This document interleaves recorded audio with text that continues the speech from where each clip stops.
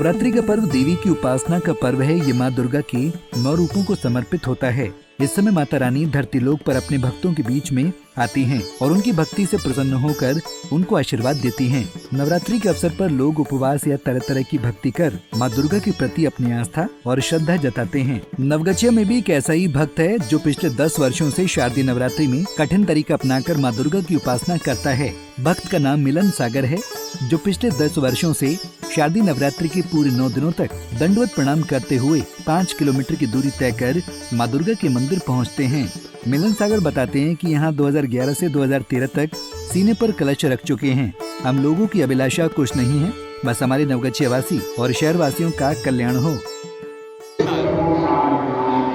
मैं मिलन सागर, यहाँ भी विगत पिछले 11, 12, 13 वर्ष में हम यहाँ पक्ष कलश पर कलश ले चुके हैं। मैया के असीम तेतरी वाली की असीम कृपा है जो हम लोगों को ये प्रेरणा मिली।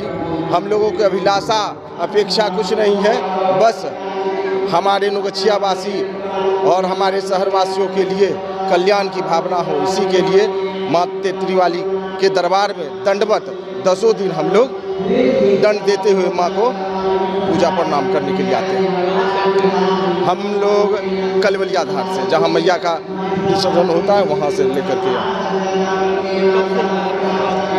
हाँ 2014, 11, 12, 13 में मेरा कलश का जो है 3 वर्षीय कलश जो सीने पे लिया जाता था, वो खत्म होने के बाद 14 से लगातार माता के दरबार में हाजिरी देते आ रहे हैं। क्या कुछ मान्यता से क्या मुराद लेके कर रहे हैं? मुराद कुछ नहीं, बस माता का असीम कृपा है और आशीर्वाद बना हुआ है। यही सबसे बड़ी अभिलाषा। उनसे क्या किया जाएगा?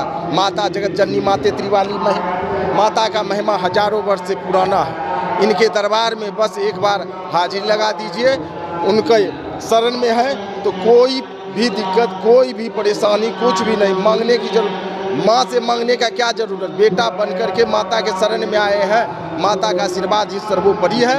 हमारे भागलपुर, बिहार और देश का कल्याण हो, इसी का कामना करते हैं। कौन कर रहे हैं? हम कर रहे हैं और हमारी मम्मी है, ये भी माता का असीम भक्तनी है। ये मतलब सुल्तानगंज से देवघर दंड देते हुए जाती हैं, बरारी से फिर बासुकीनाथ के लिए दंड देते हुए जाती हैं। मैया का असीम कृपा, भोलेनाथ का असीम कृपा इन पर बना हुआ है।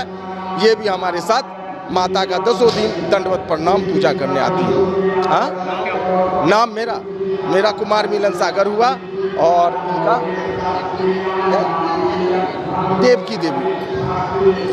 बता दें कि जिनकी मनोकामना पूरी होती है वो दंडवत प्रणाम करते हैं और दंडवत प्रणाम करने वाले पुरुष या महिलाओं के हाथ में लकड़ी होती है जो आम का होती है।